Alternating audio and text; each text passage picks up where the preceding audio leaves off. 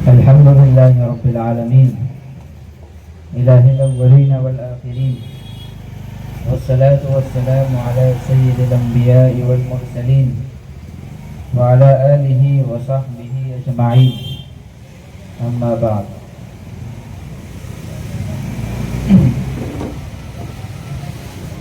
أعوذ بالله من الشيطان الرجيم. بسم الله الرحمن الرحيم.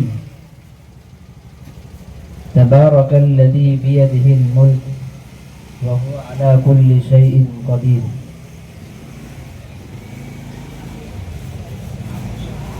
صدق الله العظيم. وقال النبي المحترم صلى الله عليه وسلم: تحفة المؤمن الموت، أو كما قال عليه الصلاة والسلام.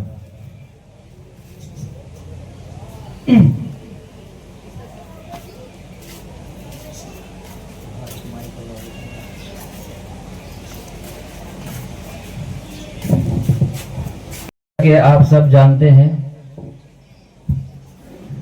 کہ ہم یہاں جمع ہوئے ہیں کسی ایک مقصد کے تحت. ہمارا یہاں جمع ہونا اور اس مجلس کا انعقاد کرنا یہ صرف اس لیے نہیں ہے کہ ہم یہاں آئیں، باتیں کریں، سنیں اور چلے جائیں. ہمارے یہاں جمع ہونے کا مقصد یہ ہے کہ ہمارے دلوں کے اندر جو کچھ زنگ لگا ہوا ہے اور ہمارے دل و دماغ کے اندر دنیا کی جو رغبت، الفت اور محبت بیٹھ گئی ہے، جم گئی ہے، اس کو تھوڑا صاف کیا جائے. کچھ ایسی باتیں آپ کے سامنے بتائی جائیں اور رکھی جائیں جس سے ہمیں دنیا کے اندر زندگی گزارنے کا ایک سلیقہ ہمارے اندر پیدا ہو اور ہمیں دنیا میں آنے کا ایک مقصد ہمیں معلوم ہو. قرآن کریم کی جو آیت پڑھی گئی سورہ ملک کی آیت ہے، جس کے اندر اللہ تعالیٰ فرماتے ہیں کہ پاک ہے وہ ذات، بڑی بابرکت ہے وہ ذات جس کے قبضے قدرت میں ہر ایک چیز ہے، ہر ایک چیز اس کی ملکیت میں ہے. اور اللہ تعالیٰ آگے فرماتے ہیں وَهُوَ عَلَى كُلِّ شَيْءٍ قَدِيرٌ، وہ ہر ایک چیز کے اوپر قادر ہے، جو چاہتا ہے وہ کر لیتا ہے. دن ہو تو دن کو رات میں تبدیل کرتا ہے، ابھی رات ہے تو رات کو صبح میں تبدیل کرتا ہے. سورج کو نکالتا ہے پھر غروب کرتا ہے، پھر اسی غروب سورج کو واپس طلوع بھی کرتا ہے. چاند کو نکالتا ہے واپس چھپا دیتا ہے، پھر اسی چھپے ہوئے چاند کو واپس ظاہر کر دیتا ہے. یہ نظام کسی ٹیکنالوجی کے تحت نہیں چل رہا، یہ نظام قدرت باری تعالیٰ کے تحت چل رہا ہے. ہم اور آپ جانتے ہیں کہ ہم زندگی گزارتے ہیں، ہم محتاج ہیں، ہم دنیا میں محتاج ہیں ہر ایک اسباب کے. اسباب یعنی کمائیں گے نہیں تو کھا نہیں سکتے، پیئیں گے نہیں تو پیاس نہیں بجھے گی. اسی طرح جب تک ہم کسی چیز کو انتظام میں نہیں رہیں گے ہمارے کام اٹکے ہوئے رہ جائیں گے. لیکن اللہ تبارک و تعالی اسباب سے ہٹ کر، ان کو اسباب کی ضرورت نہیں، یعنی کسی ٹیکنالوجی کی ضرورت نہیں ہے. وہ کہہ دیتا ہے کن تو وہ ہو جاتا ہے. قرآن میں یہ بھی آیا فَإِنَّمَا يَقُولُ لَهُ كُن فَيَكُونُ، جب کسی چیز کا ارادہ کرتا ہے تو صرف اتنا کہہ دیتا ہے کن تو وہ ہو جاتا ہے. یہ بتانے کا مقصد یہ ہے کہ ہم جو زندگی یہ گزار رہے ہیں اس کے پیچھے اللہ تبارک و تعالی نے پورا ایک نظام سیٹ کیا ہے. وہ نظام یہ ہے کہ جب ہم دنیا میں آتے ہیں اللہ تبارک و تعالیٰ اس کے لیے رزق لکھ دیتے ہیں. قرآن کریم میں ہے وَمَا مِن دَابَّةٍ فِي الْأَرْضِ إِلَّا عَلَى اللَّهِ. جتنے بھی حیوان اور چوپائے، درندے، انسان، جنات اور جتنی بھی مخلوق ہے، چاہے وہ آسمان کے نیچے ہو، چاہے وہ سمندر کے نیچے ہو، چاہے وہ آسمان کے اوپر ہو، چاہے وہ زمین کے نیچے ہو، ہر ایک کے لیے اللہ نے رزق کو لکھ دیا ہے. فلاں آدمی اتنے دن کھائے گا، یہ سامان کھائے گا، اتنے سال کھائے گا اور اتنی مقدار میں کھائے گا، نہ زیادہ نہ کم نہ لمٹ. جو لکھا گیا بس اتنا اس کو رزق ملنا ہے. چنانچہ ہم دیکھتے ہیں کہ بہت سارے لوگ ایسے ہیں جو دنیا میں کام کاج نہیں کرتے، کوئی محنت نہیں کرتے، لیکن پھر بھی اللہ تبارک و تعالی رات کے وقت کھانے کا انتظام کر دیتا ہے. کہیں نہ کہیں سے رزق ان کے دروازے پہ چل کے آتا ہے. یہ اور ہم یہ بھی دیکھتے ہیں کہ ایک انسان بہت پیسے والا ہے، بہت اس کے پاس اربوں خربوں روپیہ ہے، کسی چیز کی کوئی کمی نہیں، لیکن کھانے سے اس کو پرہیزی ہے. ڈاکٹر نے منع کیا ہے، کھا نہیں سکتے، پلا چیز کھا لیں گے تو بیمار ہو جائیں گے، تو اس کے رزق میں تنگی کر دی گئی ہے اور کسی کے رزق میں فراوانی کر دی گئی. یہ بھی ایک بہت بڑی نعمت ہے اللہ کی طرف سے. تو زندگی جو ہماری چل رہی ہے بالآخر اس کا ایک اسٹاپ ہے. کہیں نہ کہیں جا کے یہ زندگی رک جائے گی. ہر ایک چیز کی منزل ہے. ہم بس میں سفر کرتے ہیں، ٹرینوں میں سفر کرتے ہیں، ہوائی جہاز میں سفر کرتے ہیں، تو ایسا نہیں کہ وہ جو چیز چل رہی ہے تو وہ چلتی رہے گی بالآخر اس کا اینڈ ہے اور اس کی ایک منزل ہے، ایک اسٹاپ ہے، وہاں جا کے وہ رک جائے گی. اسی طرح ہماری زندگی چل رہی ہے، چلے گی بالآخر ایک وقت ایسا آئے گا کہ ہماری زندگی بھی رکتی ہوئی نظر آئے گی، تھم جائے گی. ایسا محسوس ہوگا کہ ہم دنیا میں آئے ہی نہیں تھے. جب بچہ پیدا ہوتا ہے تو قرآن کریم نے اس کے بارے میں یہ بھی کہا کہ جب وہ جوان ہو جاتا ہے، بوڑھا ہو جاتا ہے، تو ایسے شخص کے بارے میں کہا اولم نعمرکم ما یتذکر فیہ، کہ ہم ان کو نکمی عمر میں لوٹا دیں گے. چنانچہ ہم جب دیکھتے ہیں کہ ایک بزرگ آدمی ہے جس کی عمر 60 65 70 75 کے قریب ہے، چلنے پھرنے سے معذور ہے، یعنی زیادہ چل پھر نہیں کر سکتا، اٹھ بیٹھ نہیں سکتا، اٹھنے بیٹھنے میں اس کو کمزوری ہے، اور ان کی غذا پھر وہ بن جاتی ہے کہ وہ لکوڈ کھا رہے ہیں، کوئی زیادہ ہارڈ چیز وہ نہیں کھا سکتے، گوشت نہیں چبا سکتے، آلو کھانا ان کو منع ہے، چاول کھانا منع ہے. تو یہ ایسی غذا ہے جو بچے کو دی جاتی ہے.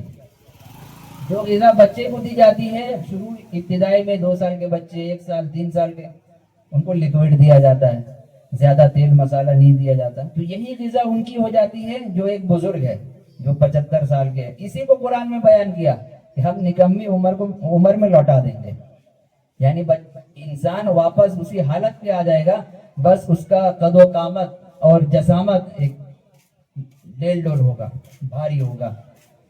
یہی کہا. بالآخر حدیث پاک کے اندر آپ علیہ السلام نے فرمایا کہ مومن کے لیے ایک گفٹ ہے، ایک تحفہ ہے، وہ ہے سب سے بہترین تحفہ ہے مومن کے لیے، وہ ہے موت. تحفۃ المؤمن الموت، مومن کا تحفہ ہے یہ. اور دوسری بات یہ فرمائی گئی قرآن میں کہ اللہ نے حیات کو اور موت کو پیدا کیا ہے، یعنی یہ بھی ایک چیز ہے. یہ حیات یہ ایک چیز ہے، موت یہ ایک چیز ہے، جس کا تعلق انسان سے ہے، جس کا تعلق حیوان سے. صرف ایسا نہیں کہ انسان ہی جی رہا ہے، انسان ہی مر رہا ہے. انسان کے علاوہ جتنے دیگر مخلوقات ہیں، حیوان ہے، جاندار ہے، نباتات ہے، جمادات ہے، اور اسی طرح وہ مخلوق جو ہماری نظروں سے اوجھل ہے، جیسے فرشتے ہیں، جنات ہے، ناری مخلوق ہے، نوری مخلوق ہے، یہ تمام کے تمام حیات اور موت ان کے ساتھ لگی ہوئی ہے. دنیا میں آئے ہیں تو اب جانا ہے. اب پتہ کیسے چلے گا کہ آئے ہیں تو جانا ہے؟ इंसान का आना इस बात की अलामत है कि अब वो जाने वाला है। ये आना ही इस बात की दलील है, सबसे बड़ी दलील है कि अब तुम जाने वाले हो, आए हो तो जाओगे। इसी तरह हदीस पाक में ये फरमाया गया कि एक इंसान है, एक मोमिन है, जब उसका आखिरी वक्त होता है, अब जाने का वक्त है, तो फरिश्ते उनके पास आते हैं और आकर कहते हैं कि अगर वो नेक है, बहुत अच्छा है, तहज्जुद गुजार है, नमाज का पाबंद है, इसी तरह बहुत अच्छे काम किए उसने दुनिया के अंदर, और अल्लाह ताला उनसे राजी हुआ, तो अल्लाह ताला उनसे कहते हैं, फरिश्ते उनसे कहते हैं कि ए पाक रूह जिस्म से निकल जा, बाहर आ जा, अल्लाह तेरा इंतजार कर रहा है। अल्लाह इस हाल में है कि तुझसे खुश है और तेरी तारीफ उसने मखलूक के दरमियान कर दी है। फिर उसको बशारत दी जाती है कि देखो, आपके नेक आमाल की वजह से आपका ये ठिकाना है, आपका ये ठिकाना है, और अगर आप नेक नहीं होते, गुनाहगार होते, तो आपका ये ठिकाना होता। और उसी दौरान उसकी रूह बहुत आहिस्ते से निकाल ली जाती है। दूसरी बात, अगर इंसान गुनाहगार है, ये हमें तो पता नहीं चलेगा कौन इंसान नेकोकार है, कौन इंसान गुनाहगार है अल्लाह की नजर में। ये मामलात गैबी तौर पर हो रहे होते हैं, हमें पता नहीं, हम आंख से नहीं देख सकते कि इसके साथ चल क्या रहा है, ये किस हालत में है हमें नहीं पता, मौत की कौन सी सख्ती इसके ऊपर गुजर रही है और ये किस कठिन और मुश्किल मराहिल से गुजर रहा है हमें नहीं पता। ये अल्लाह गैबी तौर पे निजाम चला रहा है, ये सिर्फ वही जानता है और अल्लाह ताला जानते हैं कि हो क्या रहा है इसके साथ। और अगर कोई फाजिर है, गुनहगार है, उसने जिंदगी में कोई ऐसे काम नहीं किए, गुनाह ही गुनाह किया है, और इतने गुनाह किए हैं कि अल्लाह ने मखलूक के दरमियान उसकी बुराई की है, मखलूक के दरमियान, फरिश्तों के दरमियान उसकी बुराई हुई। फिर जब उसकी रूह निकाली जाती है तो कुरान करीम में फरिश्तों की 5 सिफत बयान की गई। ऐसे फरिश्ते 5 किस्म के काम का अंजाम देते हैं मौत के वक्त। फरमाया वन्नाज़िआति गरक़ा, खींच कर और तेज झटके के साथ निकालने वाले। क्या मतलब? रूह निकालने वाले। ऐसे भी फरिश्ते हैं जो खींच कर निकालते हैं और तेज झटके के साथ निकालते हैं। वन्नाशिताति नश्ता, बहुत आराम से और राहत के साथ रूह को निकाल लेते हैं। फस्साबिहाति सबहा, और उसको आसमान में लेकर चले जाते हैं, तमाम रूह को लेते हैं और आसमान की तरफ। फल मुदब्बिराति अमरा, फिर उसके जो मामलात होते हैं वो उसके तय किए जाते हैं। अगर नेक है तो उसको जन्नत के आराम और आसाइश में उनको ठेल दिया जाता है कि आप जाएं, ये आपकी मंजिल। और अगर बदकार है अल्लाह की नजर में तो उसको आसमान से फेंक दिया जाता है जमीन की तरफ, फिर जमीन के नीचे उसको ले जाया जाता है, जमीन के नीचे, और उसको जहन्नम की वो तमाम चीजें दिखाई जाती हैं और उसके ऊपर मुसल्लत कर दी जाती हैं। क्या आपके ये अमाल है और आपका ये अंजाम है। ये 5 किस्म की काम अल्लाह ने फरिश्तों के बताए हैं कि जो किए जाते हैं और इंसान के साथ ये पेश आ रहे होते हैं, हमें आपको पता नहीं चल रहा होता। इसीलिए कहा गया कि जब कोई हालत वफात में हो, हमें पता हो कि इसकी हालत बहुत खराब चल रही है, तो कुरान हदीस पाक के अंदर ये हुक्म है कि उनके सामने सूरह यासीन की तिलावत की जाए, और इसी तरह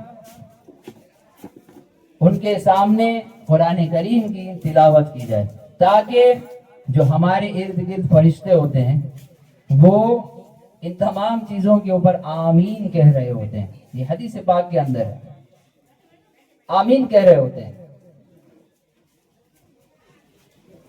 और ये फरमाया गया कि जो हमारा आखिरी अंजाम, हमें कैसे पता चलेगा कि हम अल्लाह तबारक व तआला को खुश करके जा रहे हैं या नाराज करके जा रहे हैं।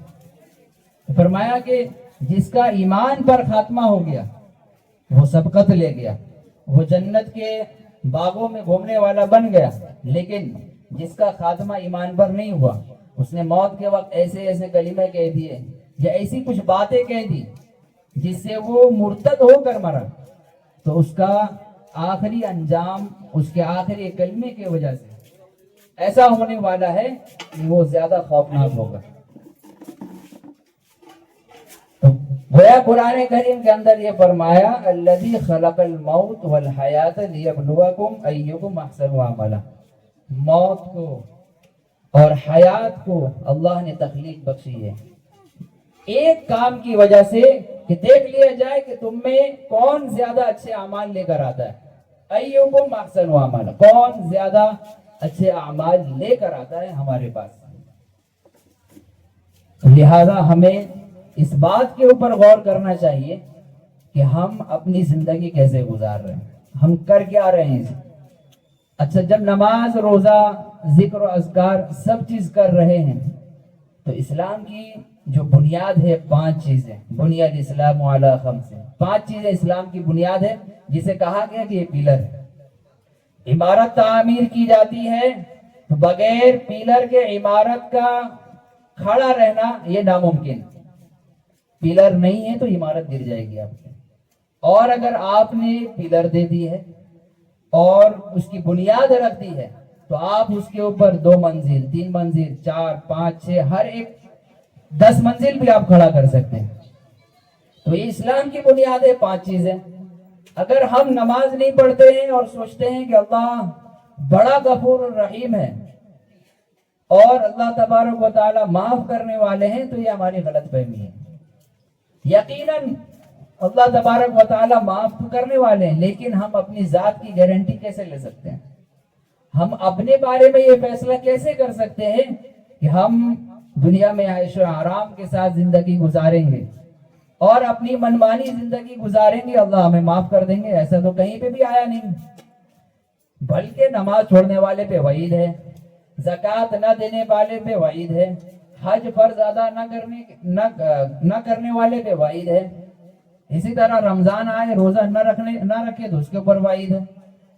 تو ہمیں اس کی اجازت نہیں ہے کہ ہم اس بات کا فیصلہ کر لیں کہ اللہ تعالی ہمیں معاف کرنے والے ہیں, لہذا ٹینشن نہیں, نمازیں مت پڑھو, رمضان آئے تو روزے مت رکھو, حج اگر فرض ہو جائے تو نہ کرو. یہ ہمیں اس بات کی اجازت نہیں. اچھا, ایک آدمی ہے, ایک واقعہ ہے, اب پتہ نہیں اس واقعے کی حقیقت ہے بھی یا نہیں, لیکن عبرتناک ہے. ایک آدمی کی ملاقات ہو گئی حضرت اسرائیل علیہ السلام سے, بہت پرانی بات ہے, یعنی جو موت کا فرشتہ ہے اس سے ملاقات ہو گئی اور کہا کہ آپ تو کسی کی بھی پاس آ جاتے ہیں اور کوئی نوٹس نہیں دیتے, کوئی ریمائنڈر نہیں دیتے, کچھ بتاتے ہی نہیں ہیں کہ بھائی میں آنے والا ہوں, آپ تیاری کر لیں. حالانکہ دنیا کے اندر حکومت کی طرف سے جو بھی سزا منعقد ہوتی ہے اس سے پہلے آپ کے گھر پہ نوٹس آتا ہے کہ فلاں تاریخ کو آپ کو حاضری دینی ہے, فلاں تاریخ کو کورٹ ہے, آپ کو جانا ہے, بلاوا آیا ہے, کیس مقدمہ سارے چلتے ہیں. تو یہ اطلاع کے تحت چلتے ہیں کہ بھائی پہلے سے ہم نے آپ کو اطلاع دے دی ہے, اب آپ کو یہ کام کرنا ہے, اس کی تیاری کریں. حتیٰ کہ جو شخص کو پھانسی ہونے والی ہے اس کو بھی بتا دیا جاتا ہے بھائی کہ فلاں ڈیٹ میں آپ کو پھانسی ہوگی اور آپ کی آخری خواہش کیا ہے وغیرہ ذالک. لیکن اس آدمی نے پوچھا, ارے بھائی موت کے جو فرشتے آپ ہیں, آپ روح نکالتے ہیں, روح قبض کر لیتے ہیں, تو آپ کوئی نوٹس نہیں دیتے, ایسا کیوں؟ آپ ہمیں بتاتے کیوں نہیں ہیں کہ ہم فلاں تاریخ کو آئیں گے تاکہ ہم جھٹ پٹ نماز پڑھ لیں, نماز میں رہیں, اس وقت کہیں بازار نہ جائیں اور کہیں کھاتے پیتے نہ رہیں.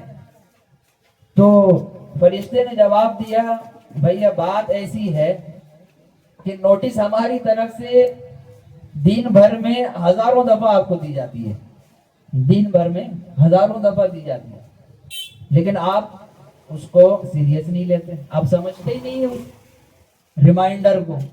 کہا کہ وہ کیا نوٹس ہے بتاؤ مجھے. کہا, فرشتے نے کہا کہ جب آپ بیمار ہوتے ہیں, آپ کو بخار آ جاتا ہے تو یہ جو بخار آیا ہے یہی تو ہماری نوٹس ہے. اور جب آپ بیمار ہوتے ہیں، آپ کے سر میں درد ہو رہا ہے، آپ کی آنکھ میں تکلیف ہو رہی ہے، آپ کے پیٹ میں درد ہو رہا ہے، یہی تو ہماری نوٹس ہے، یہی علامت ہے. کیا پتہ اللہ تعالیٰ اسی بخار میں یا اسی درد سر میں آپ کو ڈالے، شفا آپ کے مقدر نہ ہو. یہی تو ہماری نوٹس ہے. اور اسی طرح دوسری علامت بتائی، چلو ٹھیک ہے، ایک انسان کی عمر گزر گئی، 40 سال کا وہ ہو گیا، اب دھیرے دھیرے دھیرے اس کے سروں کے اوپر سفید بال آنا شروع ہو گئے. تو سفید بال کا آنا یہ علامت ہے اس بات کی کہ آپ کو اس دنیا سے جانا ہے. فرشتے نے جواب دیا. اس شخص نے حیران ہو کر اپنے دل میں سوچا کہ واقعی اللہ تعالیٰ کی طرف سے ہمیں بار بار دستک دی جا رہی ہے کہ آپ کو جانا ہے، آپ کو جانا ہے، لیکن ہم اسے سیریس نہیں لیتے، ہم اسے سیریس ہی نہیں لے رہے. حدیث پاک کے اندر یہ ہے، آپ علیہ الصلوۃ والسلام نے فرمایا، مشکات شریف کی روایت ہے، فرمایا عمر امتی من 60 الی 70. میری امت کی جو عمر ہے، عمر یعنی ایک انسان میکسیمم کتنے سال دنیا میں رہ سکتا ہے؟ کتنے سال؟ پہلے کے زمانے میں جو لوگ تھے وہ ہزاروں سال جیتے تھے. حضرت نوح علیہ السلام نے کتنے سال دعوت و تبلیغ کا کام کیا؟ 950 سال. 950 سال آپ گن لیجیے کتنے ہوتے ہیں. ہماری 10 نسلیں 12 نسلیں ختم ہو جائیں گی. یہ اتنی لمبی عمر ہے. تو اس دور میں ہوتا تھا. اس کے بعد سے لے کر عمر کے اندر کمی آتی گئی، کمی آتی گئی، آتی گئی. پھر 500 سال ہوا، پھر 400 میں لوگ مرنے لگے، پھر 300 سال میں مرنے لگے، پھر 100 سال میں مرنے لگے. پھر اب جا کر کے 100 کوئی ٹچ ہی نہیں کرتا، کوئی ٹچ کرتا ہی نہیں کہ وہ 100 سال جیے گا. تو اسی لیے آپ علیہ السلام نے فرمایا عمر امتی من 60 الی 70. میری امت کی عمر 60 سے 70 سال کے درمیان ہے. 60 سے 70 سال کے درمیان. کیا پتا چلا ہماری عمر اگر ابھی 50 سال ہے یا 40 سال ہے تو ہمارے کتنے سال رہ گئے؟ ایک اندازہ ہے. اور اگر کوئی 100 پار کر جائے یہ اللہ کی قدرت ہے. لیکن نظام کیا ہے اللہ کا؟ 60 سے 70 کے بیچ میں، 60 سے 70 کے بیچ میں. اب آپ اندازہ لگائیے، اندازہ لگائیے کہ ہماری زندگی کے کتنے سال اب باقی رہ گئے. ہر ایک، اب دیکھ لیجئے ہم 40 کے ہیں تو اس حدیث کے حساب سے ہماری عمر میں اب باقی رہ گئے 20 سال، بہت بہت 25 سال، بہت بہت 30 سال. یہ ہم اندازہ لگا سکتے ہیں، فیصلہ نہیں کر سکتے. فیصلہ کرنے کی اجازت کسی کو بھی نہیں ہے. اسی طرح خود آپ علیہ الصلوۃ والسلام کا وصال ہوا 63 سال کی عمر میں، 63 ایئرز اولڈ. 63 سال کی عمر میں آپ کی وفات ہوگی. اللہ تعالیٰ اگر چاہتے ہیں تو کیا ان کو عمر نو نہیں دیتے؟ کیا ان کو 1000 سال کی زندگی نہیں دیتے؟ دے دیتے. لیکن چونکہ آپ علیہ الصلوۃ والسلام اسوہ حسنہ ہے، ہمارے لیے نمونہ ہے، ہمارے لیے آئیڈیل ہے، اسی لیے اللہ تعالیٰ نے ان کے اوپر یہ وقت گزار دیا. اور موت کی تکلیف تو نہیں کہہ سکتے، موت کا جو ایک پروسیس ہے اس سے اللہ نے ان کو گزارا. کیسے گزارا؟ جب آپ علیہ الصلوۃ والسلام کا آخری وقت ہوتا ہے، ان سے پہلے ان کو کافی دن تک بخار رہتا ہے، بخار اترتا ہی نہیں. صحابہ کرام پانی پہ پانی ڈال رہے ہیں، مشکیزیں ان کے اوپر جو ہے بہائے جا رہے ہیں، ساتھ ساتھ مشکیزیں بہائے جا رہے ہیں. کبھی اتر بھی جا رہا ہے، کبھی نہیں اتر رہا ہے، افاقہ نہیں ہو رہا. آپ علیہ الصلوۃ والسلام اپنی مسجد کے خود امام تھے، امامت کرتے تھے. ایک نماز کے وقت حاضر نہ ہو سکے، صحابہ کرام انتظار میں بیٹھے ہیں. حجرہ مبارک سے حضرت ابو بکر کو اشارہ کر دیا کہ آپ کھڑے ہو جائیں، امامت فرما لیں. حضرت ابو بکر صدیق رضی اللہ تعالیٰ عنہ، ان کی بھی ہمت گواہی نہیں دینی تھی کہ ان کے ہوتے ہوئے کیسے کیا جائے، لیکن اطاعت فرض ہے، اس وجہ سے آپ حضرت ابو بکر آگے چلے گئے. جانے کے بعد پھر آپ علیہ الصلوۃ والسلام نماز سے صحابہ کرام فارغ ہوئے. سب حجرے میں آئے. یہ آخری وقت کی بات ہے. حضرت جبرائیل بھی آتے ہیں اور کہتے ہیں کہ اللہ تعالیٰ آپ سے ملاقات کا شوق رکھتے ہیں, آپ سے ملاقات کا شوق رکھتے ہیں, آپ کی اجازت ہے یا نہیں. آنے سے پہلے سلام بھی کرتے ہیں کیونکہ یہ انبیاء کے آداب میں سے. تو اللہ کے نبی صلی اللہ علیہ وسلم تیار ہو جاتے ہیں. چنانچہ حضرت فاطمہ رضی اللہ تعالیٰ عنہ آتی ہیں, ان کے کان میں 2 باتیں کہتے ہیں. ایک بات تو ان کے کان میں یہ کہی جاتی ہے کہ بیٹی میں اب جانے والا ہوں, میرا جانے کا وقت ہو گیا.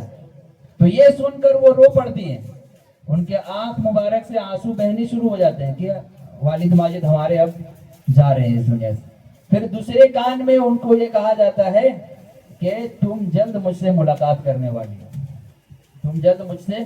چنانچہ 6 ماہ نہیں گزرتے ہیں کہ حضرت فاطمہ رضی اللہ تعالیٰ عنہ بھی اس دار فانی سے چلے جاتے ہیں. تو جیسے ہی ان کا وصال ہوتا ہے, صحابہ کرام کے درمیان ایک ہمہ ہمی کا عالم ہوتا ہے. جیسے ہم اور آپ دیکھتے ہیں, ہم اس لائن سے گزرتے ہیں, ہمہ ہمی کا عالم ہوتا ہے, اور ایک پریشانی اور ایک غم ہمارے درمیان بیٹھ جاتا ہے کہ ایسا کیوں ہو گیا. چنانچہ صحابہ کرام بھی انسان ہیں, بشر ہیں, ان کے درمیان بھی ہوا. بعض نے انکار کیا کہ نہیں, ایسا نہیں ہو سکتا, وہ جا نہیں سکتے.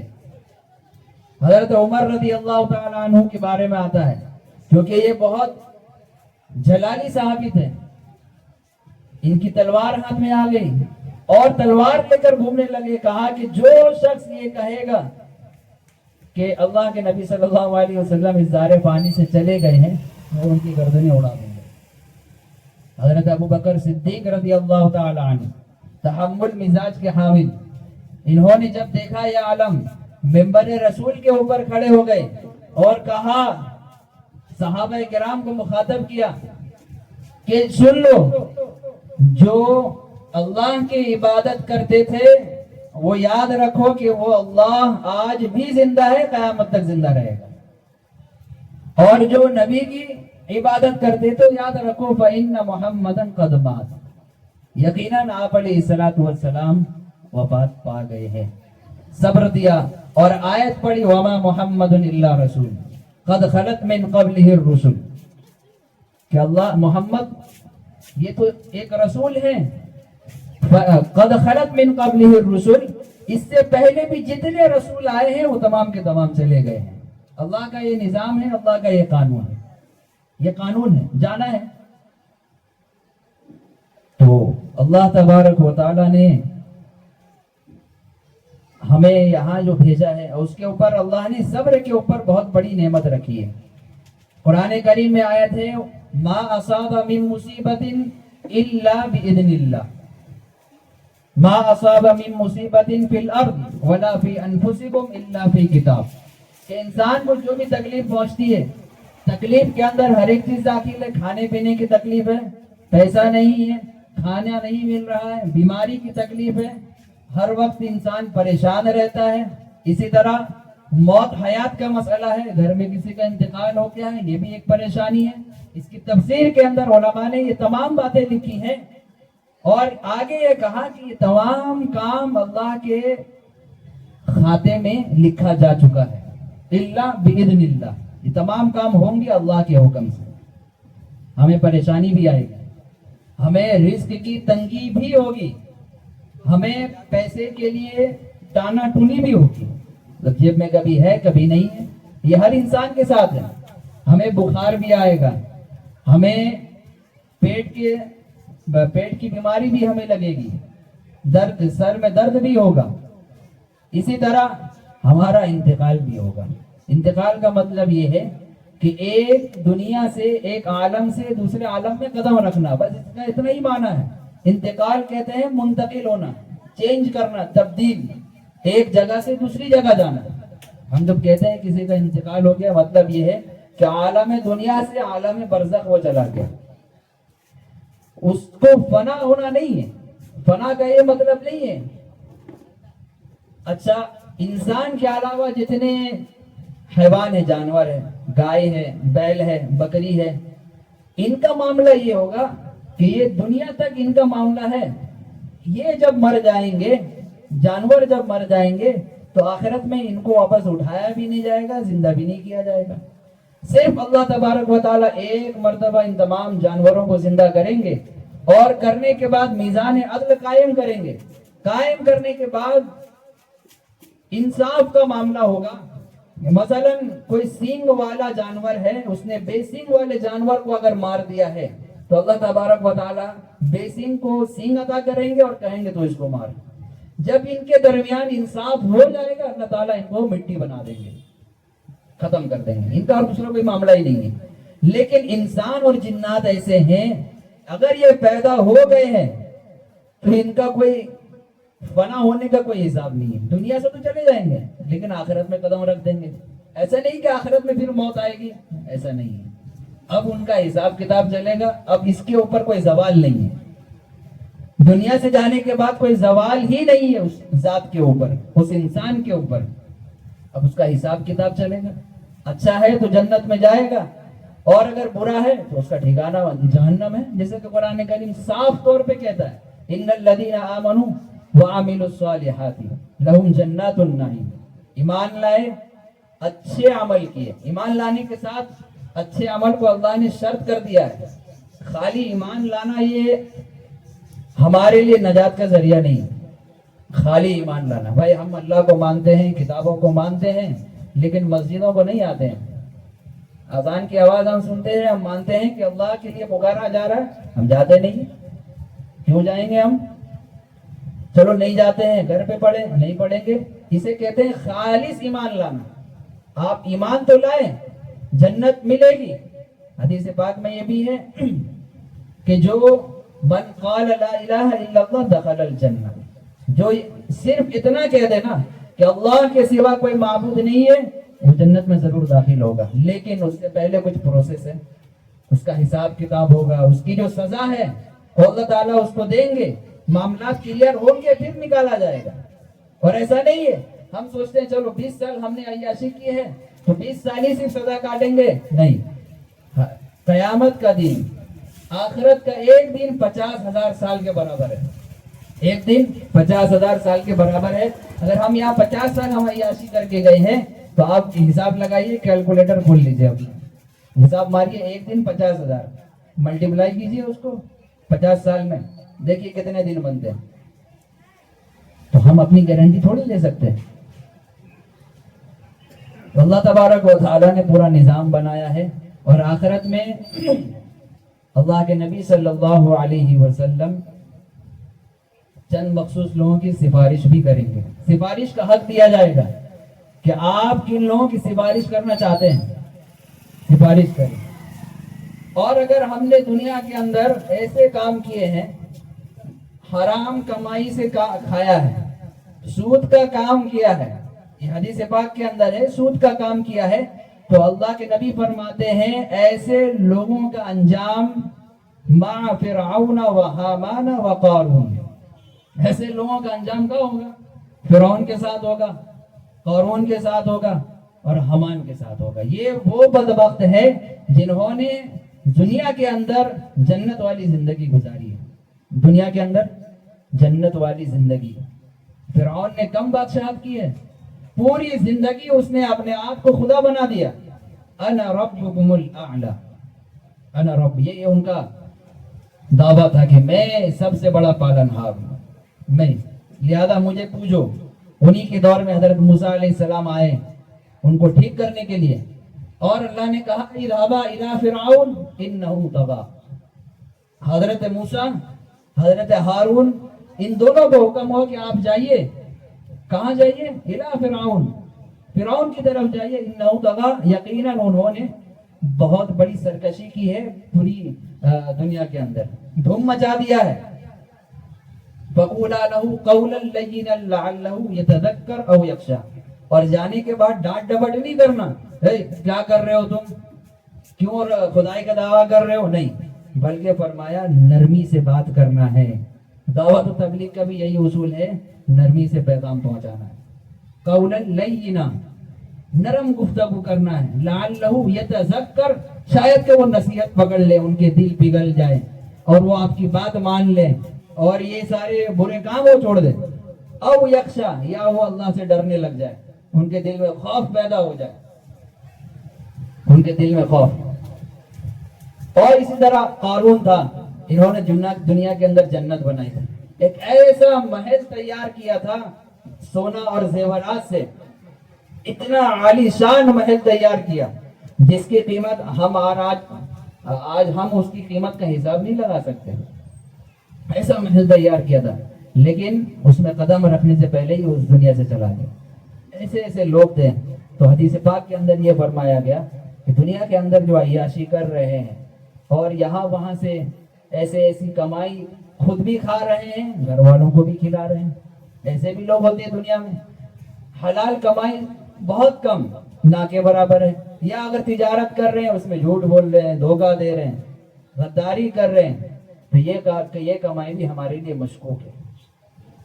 ہمیں پتہ نہیں چلتا, یہ بہت باریک سا چیز ہے, وہ ہمیں پتہ نہیں چلتا کہ ہمارے ساتھ کیا ہو رہا ہے. ہم تو دیکھ رہے ہیں بھائی, ہم تو نماز بھی پڑھ رہے ہیں, قرآن بھی پڑھ رہے ہیں, جماعت میں بھی جا رہے ہیں اور ذکر کی مجلس میں بیٹھ رہے ہیں, لیکن ہمارے ذہن سے یہ نکل گیا کہ ہم اپنی تجارت میں ایسے کام بھی کر رہے ہیں جس سے ہماری کمائی جو ہے مشکوک بن رہی ہے, اور وہ لقمہ ہم اپنے پیٹ میں ڈال رہے ہیں, گویا کہ ہم اپنے پیٹ میں آگ کا انگارہ ڈال رہے ہیں, اور وہی لقمہ ہم اپنے نیک صالح اولاد کو بھی کھلا رہے ہیں, اپنے گھر والوں کو کھلا رہے ہیں. یہ بہت باریک سی غلطی ہے جو ہم نہیں سمجھ سکتے. بات یہ چل رہی تھی کہ یہ اتنی باریک غلطی ہے جس سے ہم اور آپ نہ آشنا ہے, نہ واقف ہے. تو یہ ایک بات ہو گئی. اسی طرح اللہ تبارک و تعالی انہوں نے, اللہ کے نبی صلی اللہ علیہ وسلم نے جتنے بھی ارشادات فرمائے ہیں ان تمام کا خلاصہ یہ ہے کہ بالآخر ہمیں اس دنیا سے جانا ہے. دوسری بات یہ ہے کہ چند اہم بات ہے جو آپ کے سامنے رکھ کے بات ختم کرنی ہے. کبھی ایسا موقع آ جائے, ہمارے گھروں میں ایسے حالات آ جائیں, تو سب سے پہلی چیز یہ کہ اس کے اوپر خوب جم کے صبر کرنا ہے. اتنا صبر کرنا ہے, اتنا صبر کرنا ہے کہ جتنا صبر حضرت یعقوب علیہ السلام نے کیا تھا اپنے بیٹے کے گم ہو جانے پر, اتنا صبر کرنا ہے. اور اللہ تبارک و تعالیٰ نے اس کے اوپر بڑے انعامات رکھے ہیں صبر کرنے پر. ان اللہ مع الصابرین, اللہ تعالیٰ صبر کرنے والوں کے ساتھ ہے. صبر کریں گے اللہ کی نصرت ہمیں حاصل ہوگی, اور صبر نہیں کریں گے, جذبات میں آ جائیں گے, ذہنی توازن ہم کھو دیں گے, تو اس سے ہماری دنیا بھی ہاتھ سے جائے گی, آخرت بھی برباد ہوتی ہوئی نظر آئے گی. دوسری بات کہ ہم نے جتنی بھی تلاوتیں کی ہیں اس دن سے لے کے اب تک, اس کا ایصال ثواب بھی ضروری ہے. کوئی بھی مومن اس دنیا سے جاتا ہے وہ ایک چیز کا محتاج ہو جاتا ہے, اپنے گھر والوں سے. کیا؟ کہ وہ دعائے مغفرت کرے, ان کے لیے تلاوت کر کے ان کے کھاتے میں نیکی ایڈ کروائے.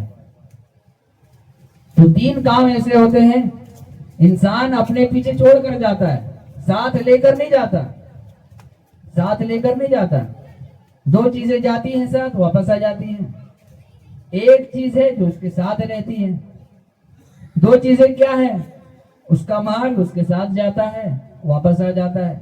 گھر والے ساتھ جاتے ہیں, واپس آ جاتے ہیں, دفنا کر واپس آ گئے. اور اس کا اعمال اس کے ساتھ جاتا ہے, وہ واپس نہیں آتا, وہ وہیں رہتا ہے اس کے ساتھ, اس کے ساتھ رہتا ہے. چنانچہ جب مردے کو دفنا دیا جاتا ہے, میت کو دفنا دیا جاتا ہے, مٹی کے حوالے کر دیا جاتا ہے, اور جب گھر والے واپس ہوتے ہیں پھر اس کا حساب و کتاب شروع ہوتا ہے. یہ اصل ایگزام ہے, یہی اصل امتحان ہے ہمارا. دنیا کی کامیابی یا عارضی کامیابی ہے.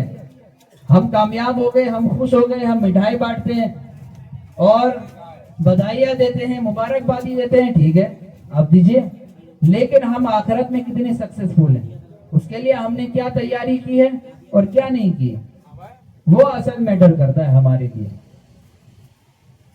تو حدیث پاک کے اندر یہ فرمایا گیا کہ ہم ایسے لوگوں کو بھی ثواب بھجوا سکتے ہیں. ایک تو یہ ہے کہ وہ اپنے پیچھے نیک صالح اولاد چھوڑ کر جائے جو ان کے لیے دعائیں مغفرت کرے. ولد صالح، جو ان کے لیے کیا کرے؟ دعائیں مغفرت کرے، یا ان کے لیے دعائیں مانگے، تلاوت کرے. دوسرا یہ کہ ہم کوئی ایسا صدقہ جاریہ کر کے جائیں، کہیں پہ کنواں کھدوا دیا، کہیں مسجد کا کام چل رہا تھا تعمیر میں حصہ ڈال دیا، کہیں مدرسے بنوا دیے. ایسا خیر کا کام ہم اپنے پیچھے اگر چھوڑ کر جاتے ہیں تو یقیناً اس کا فائدہ ہمیں آخرت تک ملتا رہے گا. جب تک قیامت نہیں آئے گی ہمیں اس کا ثواب ملتا رہے گا. اسی طرح ہم نے کسی کو علم سکھا دیا، جب تک وہ پڑھتا رہے گا اس کا ثواب ہمیں ملتا رہے گا. یہ تین چیزیں ایسی ہیں جو انسان کے جانے کے بعد اس کو فائدہ دیتی ہیں. باقی جتنی بھی چیزیں ہیں، ہماری گاڑی ہے، ہمارا گھر ہے، ہمارا مکان ہے، دکان ہے، ہمارے رشتہ دار ہیں، ہماری دولتیں ہیں، خزانہ ہے، یہ تمام چیزیں دنیا میں ادھر ادھر ہو جائیں گی، کسی کے ہاتھ نہیں آئیں گی. تو آپ سب سے گزارش یہ ہے کہ اپنے ایمان کی حفاظت بھی کریں اور فکر کریں کہ ہمیں کرنا کیا ہے. تھوڑا زندگی کو سیریس لیں. جب تک ہم سیریس نہیں لیں گے اور یہی سمجھتے رہیں گے بھائی ہم صبح اٹھ رہے ہیں، ناشتہ کر رہے ہیں، دوپہر ہو رہا کھانا کھا رہے ہیں، رات کے وقت کھانا کھا رہے ہیں، پھر سو رہے ہیں، پھر اٹھ رہے ہیں، پھر کام میں جا رہے ہیں، یہ تو چلتا رہے گا. جہاں ہم 10 منٹ کھانے کے لیے نکال سکتے ہیں، نماز کے لیے بھی نکال سکتے ہیں. جہاں ہم 2 گھنٹہ موبائل یوز کر سکتے ہیں، وہاں آدھا گھنٹہ ہم قرآن کریم کی تلاوت کے لیے بھی نکال سکتے ہیں. کوئی مشکل بات نہیں ہے. کرنے سے سب ہوگا، نہیں کرنے سے کچھ نہیں ہوگا. کھائیں گے تو پیٹ بھرے گا، نہیں کھائیں گے تو پیٹ نہیں بھرے گا. تو یہی سسٹم ہے. تو گزارش یہ ہے کہ آپ حضرات اپنی زندگی کو سیریس لیں اور جو حالات آئے، مصیبت آئے، اس کے اوپر صبر کریں. اور جتنی بھی تلاوتیں ہوئی اس کو ایصال ثواب کا طریقہ یہی ہے کہ اللہ جتنا ہم نے پڑھا ہے اس کا ثواب پلا پلا کو پہنچا دے. بس اتنا ہی کرنا ہے، اس میں کوئی کچھ نہیں کرنا. بہت لوگوں کو بہت بھاری معلوم ہوتا ہے کہ کیسے کرنا ہے، کیا پڑھنا ہے، کیسے کریں، پڑھ کے رکھ دیتے ہیں. دوسری بات یہ کہ قرآن کریم جو ہم پڑھ رہے ہیں اس کے اندر سجدہ تلاوت آتا ہے. کہیں کہیں پہ سجدہ کا لکھا ہوا ہوگا. تو کل قرآن کریم کے اندر 15 سجدے ہیں، جن میں سے 14 ہمیں کرنے ہیں، ایک ہمیں نہیں کرنا. 14 سجدہ ہمارے ذمہ واجب ہے اگر ہم نے اس کی تلاوت کی ہے. اور جس نے تلاوت کی ہے یہ اسی کے ذمہ ہے. ایسا نہیں کہ فلاں ہمارے بغل والا پڑھ کے گیا ہے سجدہ تلاوت، اس کا سجدہ ہم کر رہے ہیں، یہ قبول نہیں کیا جائے گا. اس کی طرف سے بھی نہیں، آپ کی طرف سے بھی نہیں. اس کا خاص خیال رکھنا ہے. جس نے سجدہ تلاوت کی آیت پڑھی ہے ان کے ذمہ سجدہ تلاوت واجب ہے، ورنہ گناہگار ہوں گے. اللہ تبارک و تعالی ہمیں عمل کرنے کی توفیق عطا فرمائے. وآخر دعوانا الحمدللہ رب العالمین.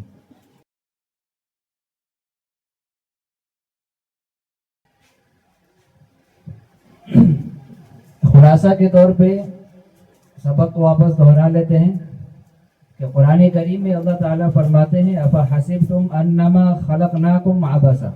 یہ بہت کام کی بات ہے. آپ یہاں سے جا رہے ہیں گھر، آپ اس بات کو اپنے سینے میں محفوظ کیجئے اور دل و دماغ میں بیٹھا لیجئے کہ ہمارا مقصد یہی ہے، یہاں جمع ہونے کا بھی اور دنیا میں آنے کا بھی.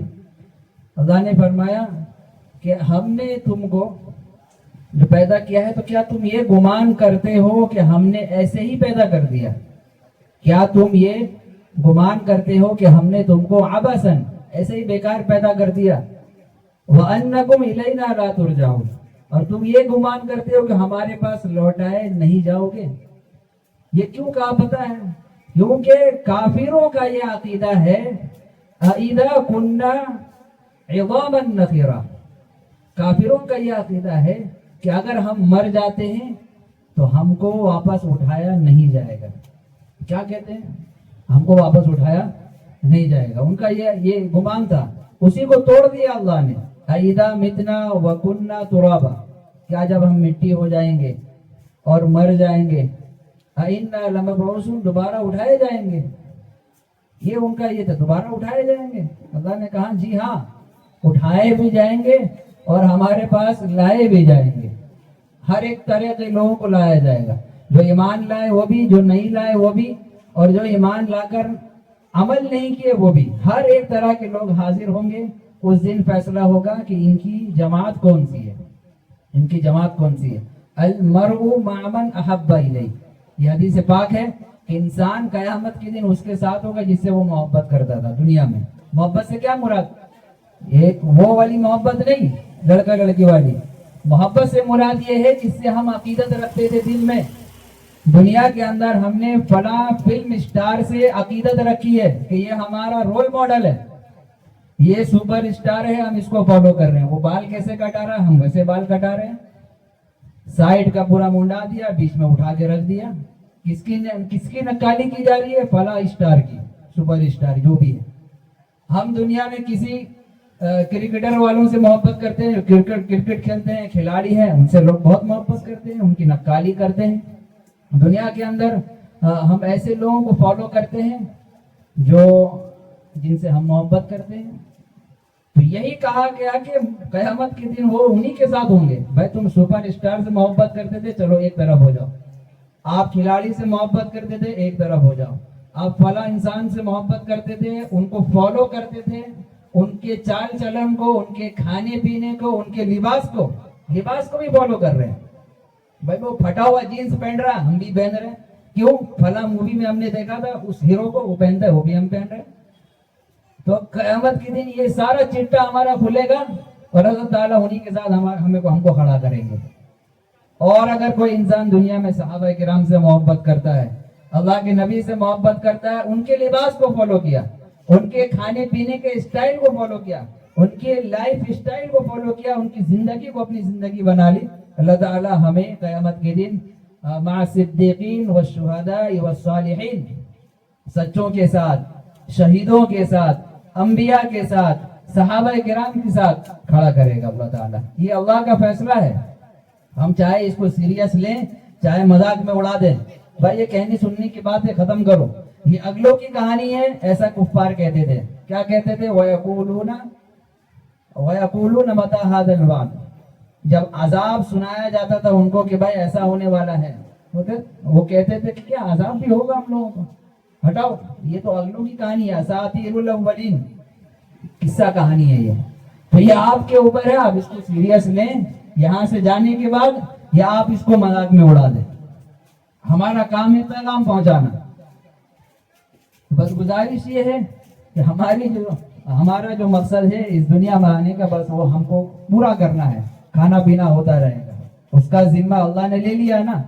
رزق کا ذمہ اللہ نے لے لیا ہے کہ ہم آپ کے دروازے پہ رزق کو پہنچا دیں گے.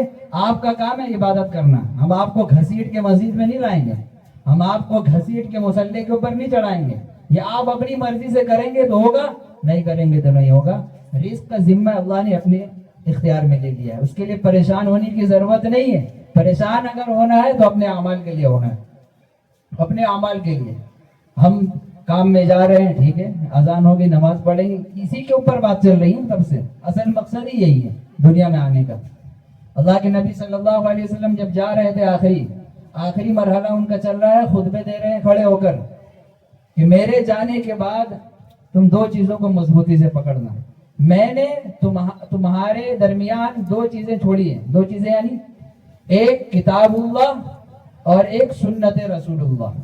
یعنی اللہ کی کتاب قرآن کریم اور سنت رسول یعنی حدیث مبارکہ. یہ دو چیزیں میں چھوڑ کے جا رہا ہوں. اس کے اوپر جو قائم رہے گا وہی نجات پانے والا ہے. اور اگر کوئی اختلاف دکھ جائے تو میرے بعد میرے صحابہ کرام کے طریقے کو فالو کرنا، خلفائے راشدین کے طریقے کو فالو کرنا. بِأَيِّهِمْ اقْتَدَيْتُمْ اهْتَدَيْتُمْ. آپ میں سے جو بھی ان کو فالو کرے گا وہی ہدایت پانے والا ہے. باقی ہمارے جتنے دنیا کے رول ماڈل ہیں نا، ہیرو سے لے کے زیرو تک جتنے بھی ہے، ان کا بھی حشر نشر ایک ہوگا. اگر ہم نے ان سے محبت کی ہے تو ہمارا بھی وہی ہوگا. ان کی لائف اسٹائل کو نہیں اپنانا ہے. قرآن کریم میں کہا لَقَدْ جَاءَكُمْ رَسُولٌ مِّنْ أَنفُسِكُمْ عَزِيزٌ. اور ایک جگہ پہ فرمایا اسوۃ حسنہ، کہ اللہ کے نبی جو ہے وہ ہمارے لیے رول ماڈل ہے. اسوہ حسنہ بہترین نمونہ وہی ہے کہ بھائی وہ کھاتے کیسے تھے، ہم کو فالو کرنا ہے. دسترخوان بچھاتے تھے، پھر کھانا کھاتے تھے، کھانے سے پہلے بسم اللہ پڑھتے تھے. کیا ہم کرتے ہیں؟ ہم میں سے کتنے لوگ ایسے ہیں جو کھڑے کھڑے کھا رہے ہیں؟ جو ٹیبل پہ بیٹھے ہاتھ میں لیے کھا رہے ہیں, جو کرسی پہ بیٹھے ہیں دسترخوان نہیں ہے ان کے پاس, ہے کہ نہیں ایسے؟ اب اپنی زندگی میں جائزہ لیں, جائزہ لیں. ہم کتنے لوگ ایسے ہیں جو کھڑے ہو کے پانی پی لے رہے ہیں, ہم کو پتہ نہیں. تو یہ سب خلاف سنت کام ہو رہا ہے, ہمیں تھوڑا اس میں دھیان دینے کی ضرورت ہے, دھیان دینے, کیونکہ دنیا دارالعمل ہے, یہ صرف عمل کی جگہ ہے.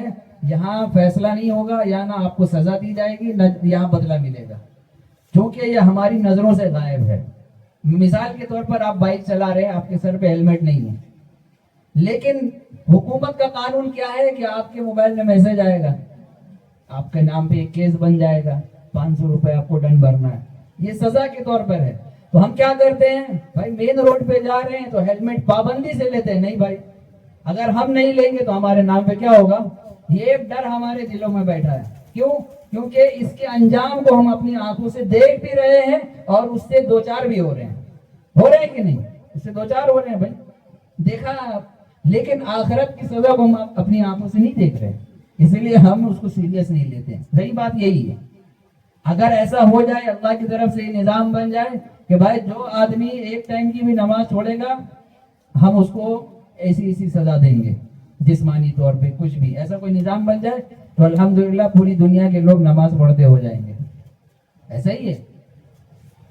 تو اسی لیے کہا گیا الذین یؤمنون بالغیب, غیب پہ ایمان لانا ہے. تو کیا مطلب غیب پہ ایمان لانا ہے؟ وہی یہی غیب ہے کہ ہم نے جس چیز کو نہیں دیکھا ہے, جس انجام کو نہیں دیکھا ہے, اس کو ماننا ہے کہ بھائی ہمارے ساتھ یہ ہوگا. یہ ساری چیزیں لکھائی جا رہی ہیں. ہمارے کندھے جو دکھ رہے ہیں نا, وہ خالی نہیں ہیں, وہ کرامن کاتبین اس کے اوپر بیٹھے. کرامن کاتبین کسے کہتے ہیں؟ کسے کہتے ہیں؟ کسی کا یہ نام ہے؟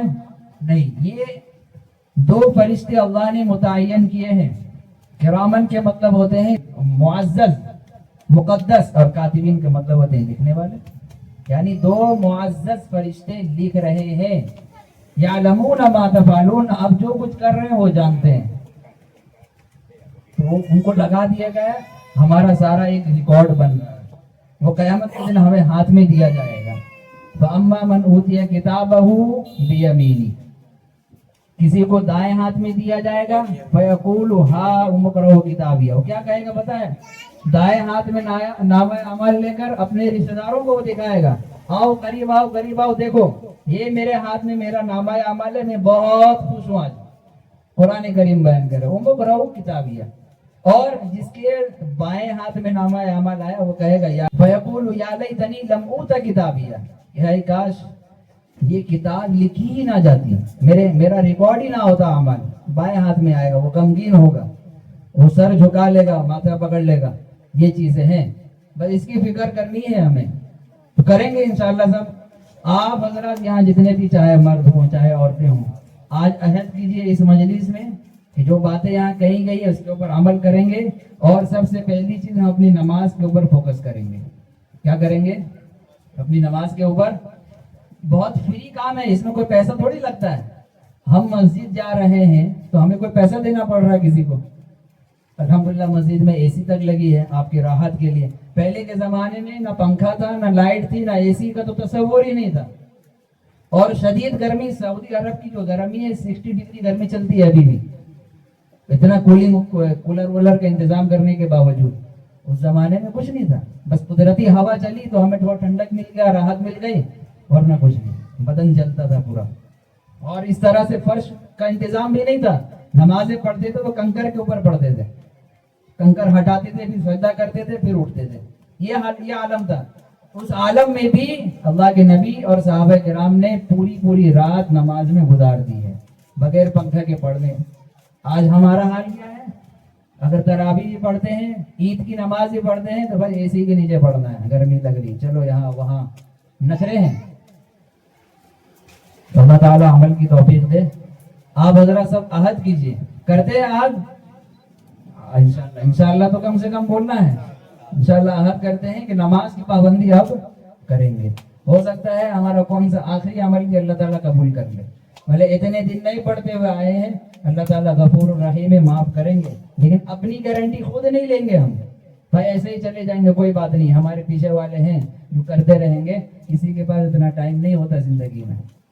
دنیا ہے, انسان تھوڑے دن تک یاد رکھتا ہے, اس کی پابندی کرتا ہے پھر بھول جائے گا وہ.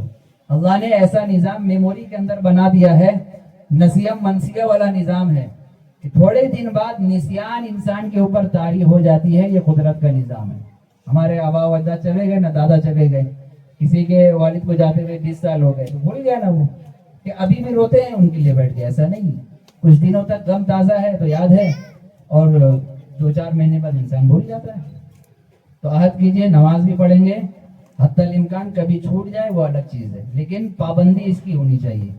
اور دوسری بات, جہاں تک ہو سکے ہم گناہوں سے اپنے آپ کو بچاتے رہیں گے. پتہ نہیں کب کس حالت میں اور کس وقت موت آ جائے. ہم ٹی وی دیکھ رہے ہیں, دیکھتے دیکھتے ہم ایسے لیٹے ہیں, اب اللہ نے فرشتوں کو بھیج دیا, بھائی اس کا ٹائم پورا ہو گیا, چلے جاؤ. ضروری نہیں ہے کہ ہمیں موت سے پہلے اس کے آثار ہمارے اوپر آ ہی جائیں. حالت سے چلتا پھرتا انسان بھی چلا جاتا ہے. آپ کے آنکھوں دیکھا ہوا کیا ہے کہ نہیں؟ تو اس سے عبرت ملی کہ نہیں ملی؟ ہمیں عبرت ملنی چاہیے. اور اگر عبرت نہیں مل رہی ہے تو یاد رکھیے ہمارا ضمیر مر چکا ہے.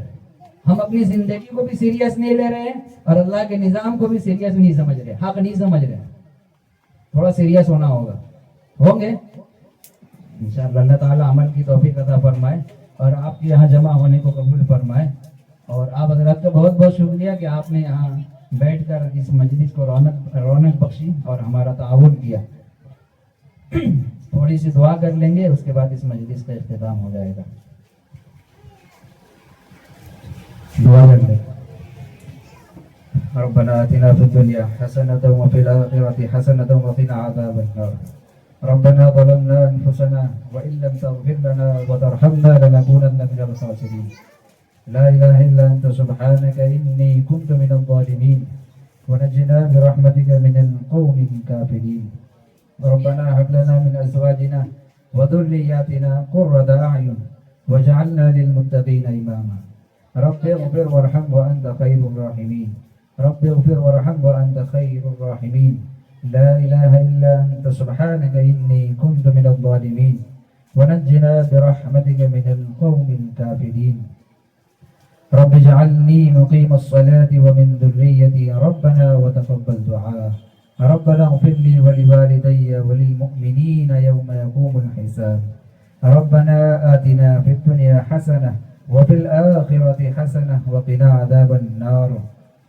لا إله إلا الله الحليم الكريم. لا إله إلا الله الحليم الكريم. اللهم اغفر لحينا وميتنا وشاهدنا وغائبنا وصغيرنا وكبيرنا وذكرنا وأنثانا. اللهم من أحييته منا فأحيه على الإسلام ومن توفيته منا فتوفه على الإيمان. اللهم إني ظلمت نفسي ظلما كثيرا ولا يغفر الذنوب إلا أنت فاغفر لي مغفرة من عندك وارحمني إنك أنت الغفور الرحيم. یا اللہ ہمارے گناہوں کو معاف فرما. یا اللہ جو گناہ ہم نے لوگوں کے سامنے کیے ہیں, جو چھپ کر کیے ہیں, اسے بھی معاف فرما. جو دن کے اجالے میں کیے ہیں, جو رات کے اندھیروں میں کیے ہیں, اسے بھی معاف فرما. جو کر کے بھول چکے ہیں اور جو یاد ہے اسے بھی معاف فرما. یا اللہ ہمارے تمام تر خطاؤں کو حسنات سے بدل دے.